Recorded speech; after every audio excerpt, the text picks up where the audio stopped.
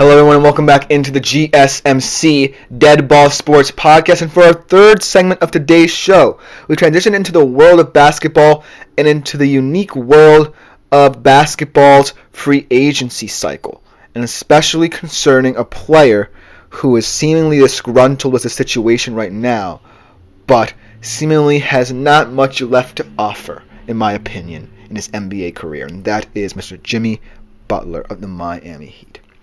Now, this saga has been going on for 2 odd weeks, but there have still been no signs of movement from any team outside of the Heat or the Heat themselves.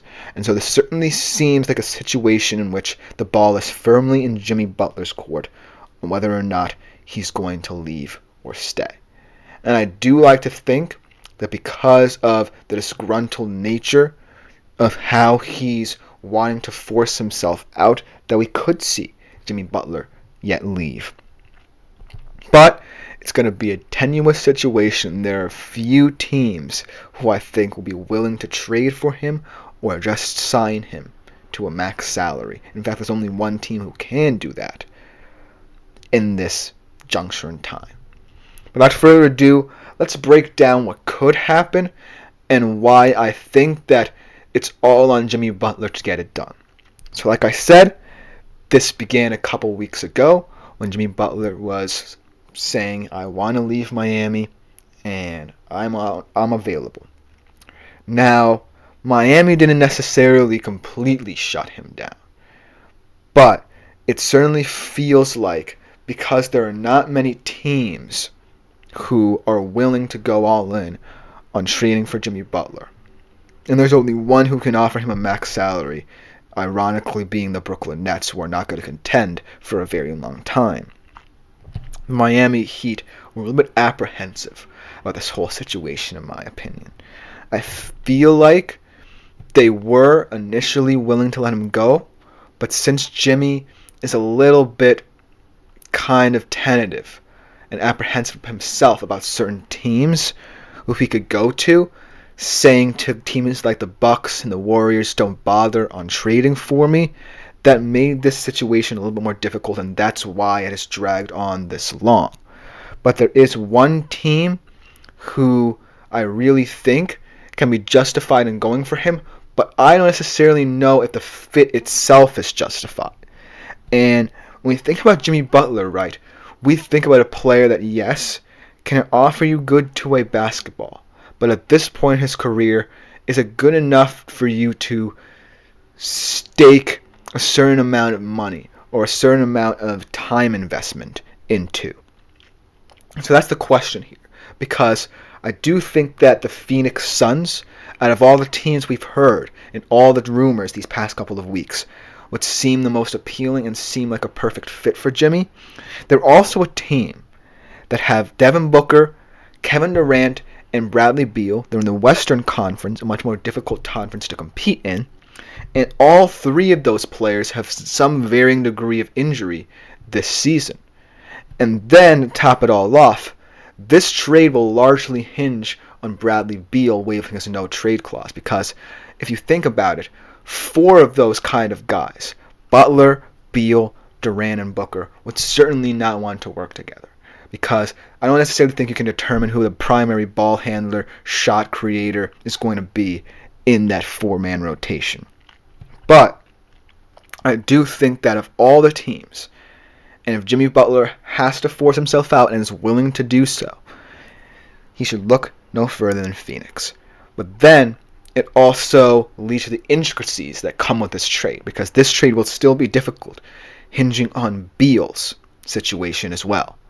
Because if Beal doesn't waive his no-trade clause, even though he has links to Miami, went to college at Florida, and it could be a like-for-like trade, I do think that because of his no-trade clause, it makes it a little bit more complicated in terms of movement. Because in terms of Jimmy Butler, I feel like he doesn't care where he goes.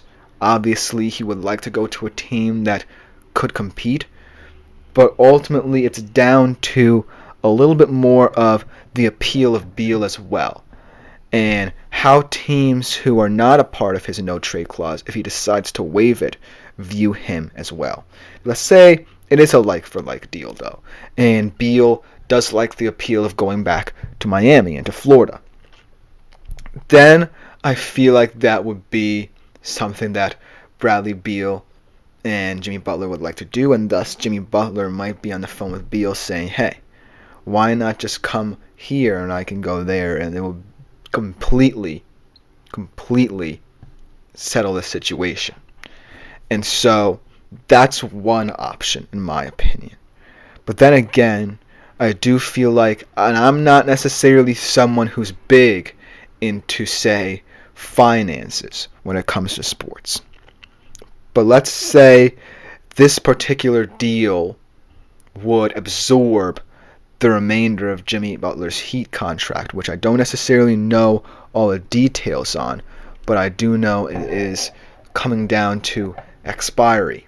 But I do feel like that kind of alters the perception of this deal as well, seeing as to how Jimmy Butler firmly wants to leave, but doesn't necessarily have a destination where a team would be willing to absorb the money. So it could come down to contract situation as well. As I'm looking it up, he did sign a 3-year deal, I believe, in 2023.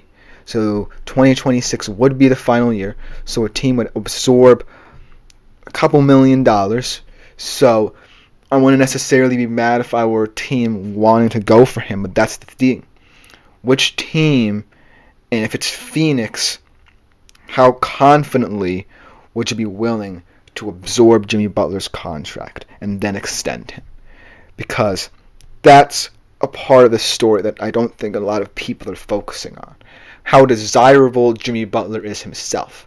Because while he may be demanding trade, the fact that a couple teams are apprehensive, yes, the Bucks and Warriors stepped forth, but then Jimmy Butler himself threw them off, which kind of leads me to believe that Jimmy Butler might not even want to play in meaningful destinations. And so that's what's so bizarre about these sweepstakes. We have the case of a player who seems willing and amenable to leave. We have certain teams that wanted him initially and were looking like they could make a good case, trade for him or sign him upright. But then he waved them off. Now we sit with a team that certainly looks like they could make a deal happen. And they could be willing to, considering the fact that they feel they have a lot of pieces in place to make a go of it in the Western Conference. But you have one possible roadblock in the way with Beal, and then the fact that will Jimmy Butler be giving you his best basketball? And so that's why, even in this situation, a hypothetical situation, where all of this could be for naught, and Jimmy Butler could say, I'm just going to stay here in Miami tomorrow morning. I do think that when we try and decipher how this will all play out, the logical nature is potentially Jimmy Butler is not desirable to a large portion of teams. And so if I'm Jimmy Butler, and if I'm the Miami Heat, and if I'm any other organization, you have to come to terms with, A, if he stays in Miami, what do you get out of him? Because that could be a situation where he's unwilling to play for you and he's unwilling to give his best for the team. And Miami right now is a team that has, a couple good players. Tyler Hero's playing out of his mind whilst this whole situation is going on. But yeah, they're not necessarily going to be a true contender in the Eastern Conference. They're more of a play-in team, in my opinion. But then, if teams start to get serious about going for him, you're going to have to start justifying the decisions you would have to make in order to accommodate a guy like Jimmy Butler.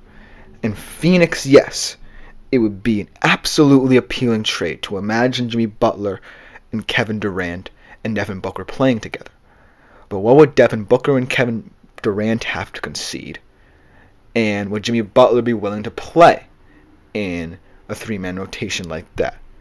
We don't necessarily know, and this is the important factor, Jimmy Butler's mindset about what he wants to be for a certain NBA team. Does he want to be a piece of a puzzle, or does he want to be the star man?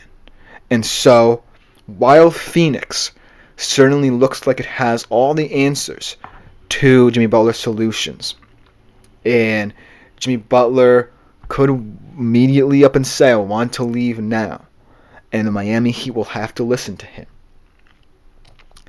Will it matter if Jimmy Butler does not look his best? And I don't necessarily think, even if you're Phoenix and you haven't had all three of your stars on the court at the same time, yes, Beal was dealing with a lot as well.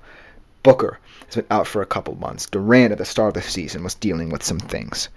You're still, when all three of those players on the court, gonna contend for Western Conference supremacy at the end of the day. You make it into the dance, everyone's healthy, you immediately have one of if not the best rosters in the Western Conference. Are you willing to give that up for Jimmy Butler, a guy who's had an insane NBA career, one of the most respected players in the NBA at this point? Are you willing to go all in on him and risk, tenuous relationships and strain within this group, lack of cohesion and things of that nature? And yes, you did risk it when you decided to bring all three of Beal, Durant, and Booker together, but this one just seems a little bit risky just because of how Jimmy Butler is feeling in the situation, because he's not necessarily letting it be known what his mindset in terms of leaving the Heat in the first place is and what he'll be giving you in return should you sign him. So that would make the sweepstakes so interesting and so incomplete in how to think about it. Because remember, there's only one team that can offer him a max salary, and that's the Nets. Miami, are unrelenting, seemingly, and he's already said to the Bucks and Warriors, two teams that were plausible contenders for his signature, don't bother. So now it's Phoenix or bust if you're Jimmy Butler. But if you're Phoenix, do you really want to step into that? Because we don't necessarily know what the future of Jimmy Butler is going to look like. And that's what makes the situation one of the most complicated I've ever seen in any free agency cycle in NBA history. But let me know what you think about the situation in the comments. It's going to get a little bit hectic in the next coming weeks. I do think that there will be a solution within the next couple of weeks, but I don't really know, because it could come down to Jimmy Butler himself forcing himself out of Miami, and I don't really know how that will go. But coming up next, we're going to stick in the world of basketball and ask a question of a surprise contender in the Eastern Conference. Are the Cleveland Cavaliers for real? Tune in after this short break to see what I say about it.